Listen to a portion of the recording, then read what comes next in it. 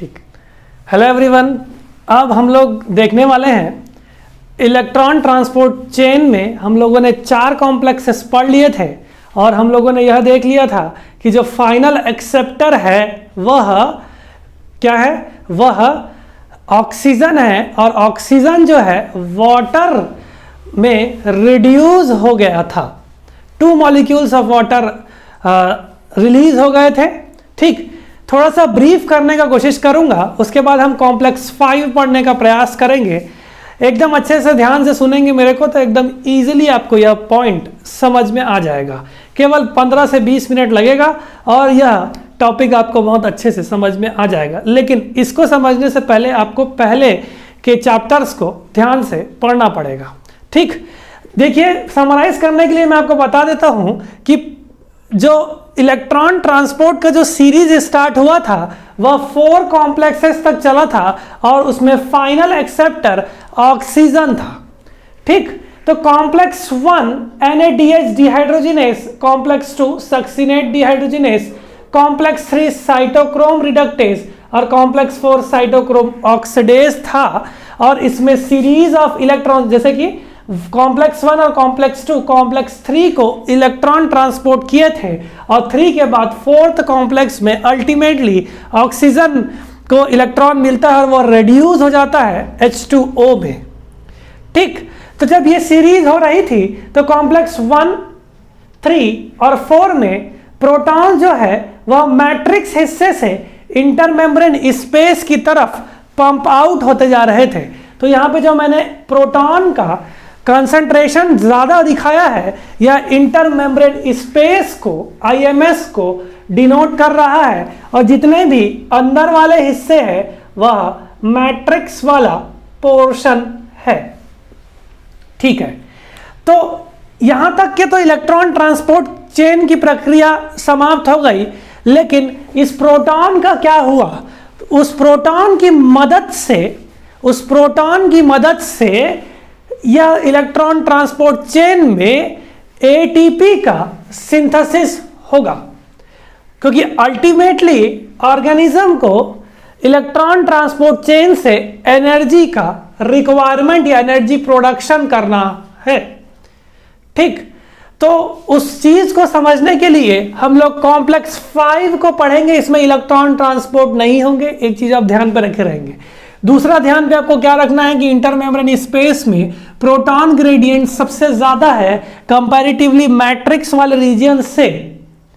ठीक, अब इस प्रोटॉन ग्रेडियंट ही की मदद से ये ATP सिंथेज कॉम्प्लेक्स, जिसको अपन लोग कॉम्प्लेक्स 5 बोल रहे हैं, तो कॉम्प्लेक्स 5 का नाम ATP सिंथेज है। तो ATP सिंथेज जो है कॉम्प्लेक्स 5 है और हाइड्रोजन आयंस या प्रोटॉन ग्रेडियंट की मदद से यह ATP का फॉर्मेशन करेगा। अब क्योंकि ATP का फॉर्मेशन ऑक्सीजन से की प्रेजेंस में हो रहा है और ये ATP का फॉर्मेशन ATP सिंथेज एंजाइम की मदद से जो कि ADP को ATP में कन्वर्ट करेगा तो या फिर फॉस्फोराइलेट करेगा, तो इस प्रोसेस को हम लोग बोलेंगे ऑक्सीडेटिव फॉस्फोराइलेशन। क्यों? क्योंकि ऑक्सीजन के प्रेजेंस में ADP का फॉस्फोराइलेशन होगा ATP सिंथेज के द्वारा और ATP का प्रोडक्शन होगा। इस कारण से यह प्रोसेस ऑक्सीडेटिव फॉस्फोराइलेशन का होगा। ठीक, अब आप देखिए ATP सिंथेज कॉम्प्लेक्स जो है, अगर आप माइटोकॉन्ड्रिया देखेंगे तो यह डबल मेम्ब्रेन स्ट्रक्चर है जिसमें आउटर मेम्ब्रेन और इनर मेम्ब्रेन 2 प्रेजेंट रहते हैं मेम्ब्रेनस स्ट्रक्चर, और इस इनर मेम्ब्रेन में इनफोल्डिंग्स प्रेजेंट रहते हैं, इसको अपन लोग बोलते हैं क्रिस्टी। और इस क्रिस्टी में कुछ pin head like structure, Alpino की तरह स्ट्रक्चर्स हम लोगों को देखने को मिलते हैं। और इस ऑलपिन या पिन हेड स्ट्रक्चर को अगर मैं बड़ा करने का कोशिश करूंगा तो यह 2 सब यूनिट से मिलकर बने हुए रहते हैं, FO और F1 सब यूनिट। FO सब यूनिट जो है वह इनर मेम्ब्रेन में एम्बेडेड रहता है या फिर धंसा हुआ रहता है, और F1 यूनिट जो है वह मैट्रिक्स वाले रीजन में एक्सपोज्ड रहता है। तो क्या बोला, क्रिस्टी में एक पिन हेड लाइक स्ट्रक्चर जो कि माइटोकॉन्ड्रिया में ही है वो प्रेजेंट रहता है, जिसके दो यूनिट्स है FO और F1। FO जो है वह इनर मेम्ब्रेन में एम्बेडेड है और F1 जो यूनिट है वह मैट्रिक्स वाले हिस्से में प्रेजेंट रहता है। अब देखिए FO को मैंने यहां पे थोड़ा सा बड़ा करके डिटेल किया है, F1 को मैंने बड़ा करके डिटेल्ड किया है। तो ये पूरा कॉम्प्लेक्स एटीपी सिंथेस का है। ठीक, देखिए FO सब यूनिट टोटल 3 सब यूनिट से मिलकर बना हुआ रहेगा, A, B और C। ठीक, FO सब यूनिट जो कि इनर मेम्ब्रेन में प्रेजेंट है वह 3 सब यूनिट से मिलकर बना हुआ रहेगा, A, B और C। A सब यूनिट की संख्या 1 होती है, B सब यूनिट की संख्या 2 होती है और C सब यूनिट की संख्या 8 से 15 होती है। ठीक, अब आप देखिए ये जो C यूनिट्स है यह 8 से 15 यूनिट्स में अरेंज होकर के एक रिंग लाइक स्ट्रक्चर बना देते हैं। कहां पे, इनर मेम्ब्रेन में। तो ये जो C सब यूनिट्स आप लोगों के सामने दिख रहा है ये 8 से 15 एक रिंग लाइक पोजीशन बना करके रखे हुए हैं। और जो सेकंड सब यूनिट इंपॉर्टेंट है वह है A सब यूनिट। A सब यूनिट इस C सब यूनिट के ऊपर इस तरह से अटैच्ड रहते हैं। अब इसका अटैचमेंट मैंने साइड से दिखाया है, आप समझ जाइए कि A सब यूनिट इसका अटैचमेंट कुछ इस तरह से है। ठीक, चलिए अब थोड़ी देर के लिए B सब यूनिट को अपन होल्ड करते हैं। अब आपको मैं सोचता हूं कि C सब यूनिट एक रिंग स्ट्रक्चर बना रहा है और A सब यूनिट C सब यूनिट से एसोसिएटेड रहता है। ये दो चीज आपको पता चल गई FO यूनिट के बारे में। F1 यूनिट्स की बात करूं तो इसमें 5 सब यूनिट्स रहेंगे, alpha, beta, gamma, delta, epsilon. Alpha सब यूनिट की संख्या 3 होती है, बीटा सब यूनिट की संख्या 3 होती है, गामा, डेल्टा और एप्सिलॉन की संख्या 1 होती है। ठीक, तो F1 सब यूनिट जो मैट्रिक्स वाले हिस्से में बना हुआ है, जो आपके सामने ये बड़ा करके मैंने बना के रखा है, तो यह alpha 3 units, beta 3 units, gamma और डेल्टा और एप्सिलॉन सब यूनिट से मिलके बना हुआ रहता है।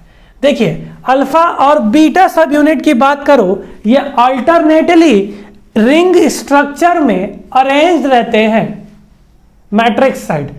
अब देखिए इस रिंग स्ट्रक्चर को मैं अगर काट दूं और देखने का प्रयास करूं तो मेरे को अल्फा बीटा अल्फा स्ट्रक्चर्स इस रिंग में अल्टरनेटली देखने को मिलेंगे। अब क्योंकि यह 3 अल्फा यूनिट्स और 3 बीटा सब यूनिट्स से मिलकर बना हुआ रहता है, इस स्ट्रक्चर को हम लोग बोलेंगे हेक्सामेरिक यूनिट। 6 यूनिट हो गए ना, क्योंकि 3 अल्फा और 3 बीटा मिलाकर के 6 यूनिट स्ट्रक्चर बनाए, इसको हम लोग बोले हेक्सामेरिक स्ट्रक्चर। ठीक है, अब ये हेक्सामेरिक स्ट्रक्चर FO से अटैच्ड रहते हैं गामा सब यूनिट्स से।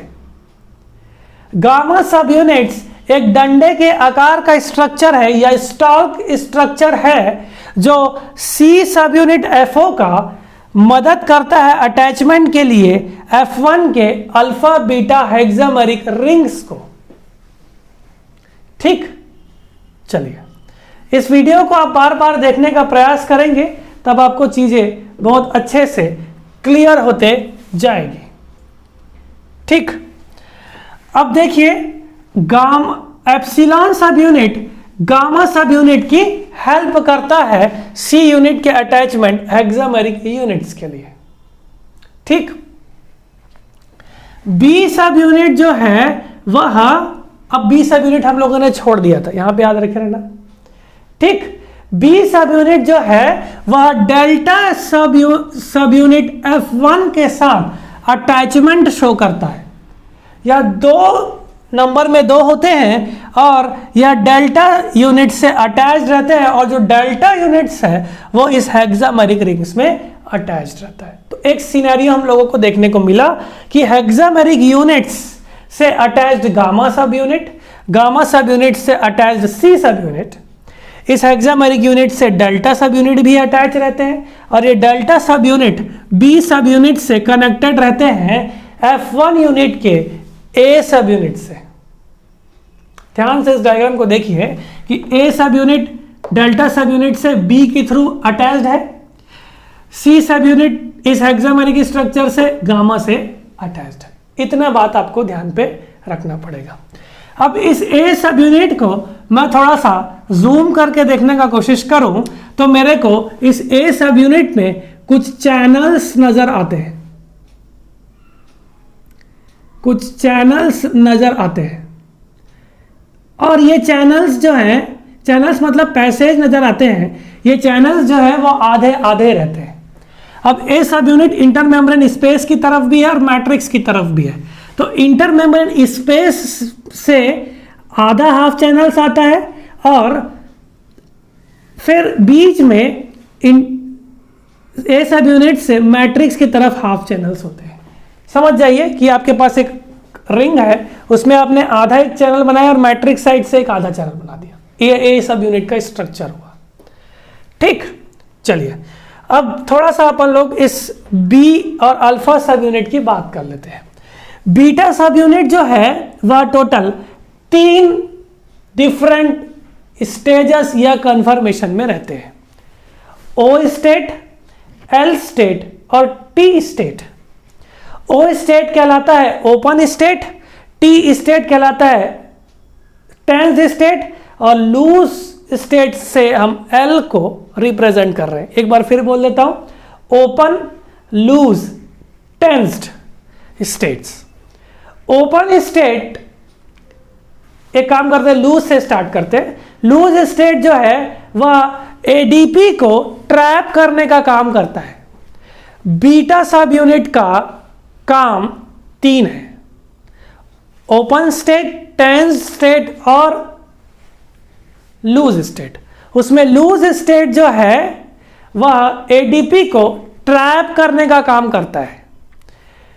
फिर ये लूज स्टेट टेंस्ड स्टेट में कन्वर्ट हो जाता है और वह एडीपी और इनऑर्गेनिक फॉस्फेट को पास पास लाने का काम करता है ताकि एटीपी का फॉर्मेशन हो सके। एटीपी इस स्टेट में फॉर्म जरूर होते हैं लेकिन रिलीज नहीं होते, ये भी ध्यान पर रखिए ना। रिलीज होने के लिए इस टेंस्ड स्टेट को ओपन स्टेट में कन्वर्ट होना पड़ेगा। तो बीटा स्टेट जो है LTO स्टेट पे है, जिसमें एक ने एटीपी ट्रैप किया, वो टेंस्ड स्टेट में कन्वर्ट होगा, फिर टेंस्ड स्टेट ओपन स्टेट में कन्वर्ट होगा। ठीक, अब इस हाफ चैनल की बात करते हैं कि जो प्रोटॉन्स इंटरमेम्ब्रेन स्पेस में एक्यूमुलेट या इकट्ठे हो गए हैं वह इस हाफ चैनल्स में, ए सब यूनिट के हाफ चैनल्स में एंटर करेंगे और आधे बीच पे रुक जाएंगे। जैसे ही ये आधे बीच पे रुकेंगे तब इस सी सब यूनिट, क्योंकि ये प्रोटीन से मिलकर बना हुआ है, तो इस सी सब यूनिट में 61th पोजीशन पे एक एमिनो एसिड आयोनिक फॉर्म पे प्रेजेंट रहता है, उसको हम लोग बोलते हैं एस्पार्टेट फॉर्म। जैसे ही हाइड्रोजन आयंस इस एस्पार्टेट के पास आता है तो यह एस्पार्टिक एसिड में कन्वर्ट हो जाता है। कहां पे हुआ? सी सब यूनिट में। अभी भी जो प्रोटॉन है वो हाफ चैनल पे ही है। ठीक, जैसे ही यह एस्पार्टिक एसिड में कन्वर्ट होता है तो एस्पार्टिक एसिड जो है वह हाइड्रोफिलिक मॉलिक्यूल है। और अगर आप इस मेम्ब्रेन को देखने की कोशिश करेंगे, आपने सेल मेम्ब्रेन पढ़ के रखा हुआ है, उसके बाहर वाले हिस्से वाटर लविंग या हाइड्रोफिलिक होते हैं और अंदर वाले हिस्से वाटर से डरते हैं या फिर हाइड्रोफोबिक होते हैं। अचानक से इसी सब यूनिट में एक हाइड्रोफिलिक मॉलिक्यूल आ जाता है प्रोटॉन की वजह से। इस वजह से मान के चलिए C1 सब यूनिट में एस्पार्टेट जो है वह एस्पार्टिक एसिड में कन्वर्ट हो गया है। कन्वर्ट होने के बाद ये जो सी यूनिट है वो हाइड्रोफिलिक स्टेट पे पहुंच गया, तो ये इस मेम्ब्रेन से अंदर की तरफ शिफ्ट करने का प्रयास करता है, क्योंकि मेम्ब्रेन का जो बीच वाला हिस्सा है वो हाइड्रोफोबिक होता है। अब इधर हाइड्रोफिलिक मॉलिक्यूल आ गया, तो वो मॉलिक्यूल उस हाइड्रोफोबिक रीजन से दूर भागने का प्रयास करेगा। जैसे ही वो दूर भागने का प्रयास करेगा, ये सी सब यूनिट जो है यह अंदर की तरफ जाना स्टार्ट करेंगे और ये रिंग स्ट्रक्चर रोटेट करना स्टार्ट करेगा, वो भी क्लॉकवाइज। तो आप देखिए जब ये रोटेट करेगा तो ये फर्स्ट जो सी यूनिट है यह सेकंड वाला इस फर्स्ट को रिप्लेस कर देगा, और जीरो जो मैंने मार्क किया है उस जीरो के जगह फर्स्ट वाला स्टेट आ जाएगा। क्यों हुआ? क्योंकि हाफ चैनल में प्रोटॉन्स हैं और प्रोटॉन्स आने के बाद ये एस्पार्टेट को एस्पार्टिक एसिड में कन्वर्ट कर दिए, और ये हाइड्रोफिलिक होने की वजह से ये हाइड्रोफोबिक वाले नेचर से दूर जाने की कोशिश कर रहा है। इसी चक्कर पे यहाँ इस सी रिंग को रिमूव करने का प्रयास कर रहा है। तो ये रिंग्स यूनिट जो है ये रोटेट करना स्टार्ट करते हैं। जैसे ही रोटेट करते हैं ए सब यूनिट तो इधर पे ही पहुंचा रहता है, उसके ऊपर अटैच्ड है, तो ये सी रिंग यूनिट घूम रहा है। तो फर्स्ट स्टेट में एस्पार्टेट ने एस्पार्टिक एसिड में कन्वर्ट कर दिया। जैसे ये रोटेट करेगा तो आप इमेजिन करिए कि इस फर्स्ट की जगह सेकंड सी रिंग आ जाएगा। इस सेकंड सी रिंग में अगेन 61 पोजीशन पे एस्पार्टेट फॉर्म ही रहेगा, क्योंकि वो तो सबसे पहले फर्स्ट सी रिंग से एस्पार्टेट को एस्पार्टिक एसिड में कन्वर्ट किया, लेकिन सेकंड वाले में उसने एस्पार्टेट को रिप्लेस नहीं किया था। इसी के ऊपर ए सब यूनिट अटैच है। तो ये हाफ चैनल में प्रोटॉन जो है उस सेकंड वाले को अगेन एस्पार्टेट प्रोटॉन प्रदान करके एस्पार्टिक एसिड में कन्वर्ट हो जाता है, और ये हाफ चैनल में सेकंड हाफ चैनल्स में मूव कर जाता है। सेकंड हाफ चैनल्स में मूव करने के बाद ये मैट्रिक्स पोजीशन में पहुंच जाता है। लेकिन जब ये मैट्रिक्स पोजीशन पे पहुंच रहा है तब ये इस पूरे रिंग्स को रोटेट करते जा रहे हैं। ठीक, अब इसका सीधा कनेक्शन इस हेक्सामेरिक रिंग से हो गया कि जब ये सब यूनिट रोटेट करेगा तो गामा सब यूनिट तो इससे अटैच्ड है। ठीक, तो इसका सेक्शन में अगर अपन देखें तो क्या क्या चेंजेस हो रही है। ठीक है, तो ये गामा सब यूनिट बीचों बीच अटैच्ड है, और बीटा जो है वो तीन कन्फर्मेशंस में प्रेजेंट है। Beta sub unit loose state पे रहेगा तो वो एडीपी को ट्रैप करेगा। ट्रैप करने के बाद इसको एटीपी बनाना है, तो यह पूरा रिंग रोटेशन की वजह से, ये कन्फर्मेशन नॉर्मल था इसका, 120 डिग्री रोटेट कर जाएगा क्लॉकवाइज। तो आप देखिए जहां पे टेंस्ड स्टेट रहेगा वहां पे ओपन स्टेट आ जाएगा, जहां पे लूज स्टेट रहेगा ये 120 डिग्री रोटेट करेगा तो ओपन, या फिर ओपन की जगह लूज स्टेट आ जाएगा। ठीक, देखिए शिफ्टिंग करना है ओपन स्टेट टेंस्ड स्टेट पे। ठीक, तो ओपन यहां पे लिख दिए, लूज स्टेट पे अब ये रोटेट करेगा लूज में तो टी स्टेट पे, अब लूज वाला रोटेट करेगा तो ओपन वाला लूज में कन्वर्ट हो जाएगा। तो लूज स्टेट ने एडीपी को ट्रैप किया, वह टेंस्ड स्टेट में कन्वर्ट हुआ। टेंस्ड स्टेट में कन्वर्ट होने के बाद वह रोटेशन की मदद से ये टेंस्ड स्टेट वाला कन्फर्मेशन बीटा सब यूनिट का ओपन कन्फर्मेशन में कन्वर्ट हो गया। क्या हुआ, इसको नॉर्मल कंडीशन समझिए कि loose open tense. Loose tense state में क्या है, टेंस स्टेट में क्या है इसको देख लीजिए आप। टेंस स्टेट में एडीपी पायरो और इनऑर्गेनिक फॉस्फेट दोनों आपस में मिल गए, एटीपी बन गया, लेकिन रिलीज नहीं कर पा रहे। ये रिलीज तभी करेंगे जब ये टेंस स्टेट ओपन स्टेट में कन्वर्ट हो जाएगा। तो अगर ये ring anti clockwise 120 degree rotate करेगा तो ओपन स्टेट शिफ्ट होकर के, एक टेंस स्टेट शिफ्ट होकर के ओपन स्टेट में कन्वर्ट हो जाएगा, और ओपन स्टेट में आ गया तो एटीपी रिलीज हो जाएगा। ठीक, अब जो ओपन स्टेट पे था उसने एटीपी रिलीज कर दिया होगा, तो ये अगेन एडीपी को बाइंड करके एटीपी बनाने के प्रोसेस में आ जाएगा, तो ओपन स्टेट लूज स्टेट में कन्वर्ट हो जाएगा। ठीक, ठीक है ना। अब लूज स्टेट एडीपी ट्रैप कर गया तो ये टेंस स्टेट में कन्वर्ट हो जाएगा। कुछ नहीं हुआ है, 120 डिग्री रोटेशन हुआ है। किस कारण से हुआ? उस चेंज की वजह से एस्पार्टेट को एस्पार्टिक एसिड में कन्वर्जन में। और जहां जहां पे ये रोटेशन होते जा रहा है वो गामा उसको गाइड करते जा रहा है। गामा जो है टेंस स्टेट को रोटेट हुआ, इस रोटेशन को हम लोग देख पा रहे हैं इस वजह से। तो इसका जो यूनिट है वो इस तरह से रोटेट हुआ है, तो 120 डिग्री यह रोटेट हो गया। 120 डिग्री रोटेट होने के बाद एटीपी रिलीज हो गया। ओपन स्टेट अगेन फिर खाली, ओपन स्टेट फिर लूज स्टेट में कम पहुंचेगा। लूज स्टेट के बाद अगेन वो एडीपी को ट्रैप करेगा, फिर एटीपी का फॉर्मेशन इस 3 स्टेट्स में पहुंचते जाएगा। कुछ नहीं हुआ है, केवल आप इस पोजीशंस को ध्यान पे रखिए और 120 डिग्री रोटेट करते जाइए। ओपन स्टेट में एटीपी रिलीज होता है, लूज स्टेट में एडीपी ट्रैप होता है और टेंस स्टेट में एडीपी और इनऑर्गेनिक फॉस्फेट का रिएक्शन होता है।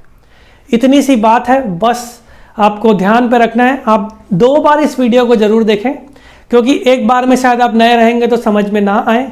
एक बार धीरे धीरे चीज़ों को समझने का कोशिश करिए। एकदम अच्छे से अपने कॉपी में नोट कर लिए, है ना। डायग्राम को बहुत अच्छे से आप इंक्लूड कर दिए, है ना। और क्योंकि इसमें ऑक्सीजन के प्रेजेंस में, ऑक्सीजन फाइनल एक्सेप्ट होने के बाद एटीपी का फॉर्मेशन हुआ। आप देख सकते हैं कि प्रोटॉन ग्रेडियंट कितना इंपॉर्टेंट है, इसने पूरा इस रिंग को रोटेट करवा दिया। ठीक, तो उससे हम लोगों ने एटीपी का फॉर्मेशन किया। तो ऑक्सीजन के प्रेजेंस में एडीपी का फॉस्फोराइलेशन से एटीपी का फॉर्मेशन हो रहा है। इस प्रोसेस को हम लोग ऑक्सीडेटिव फॉस्फोराइलेशन कहते हैं। तो आप इस वीडियो को ध्यान से देखिएगा। कोई भी दिक्कत होगा आप कमेंट बॉक्स में जरूर लिखें। ठीक है, थैंक यू।